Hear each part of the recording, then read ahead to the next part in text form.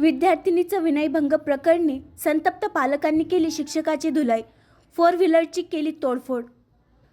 शिंदी बुजुर्ग येथील एका खासगी संस्थेअंतर्गत चालवल्या जाणाऱ्या हायस्कूल व कनिष्ठ महाविद्यालयातील विद्यार्थिनीचा इंग्रजी विषयाच्या प्राध्यापकाने विनयभंग केल्याचा गंभीर प्रकार उघडकीस आला.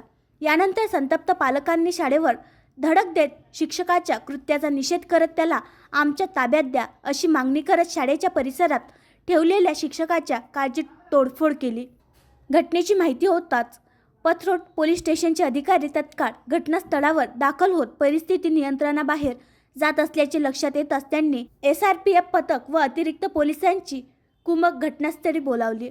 या दरम्यान पालकांनी शाळेच्या आवारात घुसून शिक्षकाला ओढण्याचा प्रयत्न केला. मात्र त्या शिक्षकाने आपल्या बचावाकरिता स्वतःला एका खोलीत कोंडून घेतले. पोलीस अधिकाऱ्यांनी व नागरिकांना शांत करण्याचा प्रयत्न केला. मात्र संतप्त नागरिक शिक्षकाप्रती रोष व्यक्त करत असताना या शिक्षकास पोलिसांच्या सुरक्षित वाहनात बसून पथरोड येथे नेण्यात आले. अधिक तपास पोलीस करत आहे.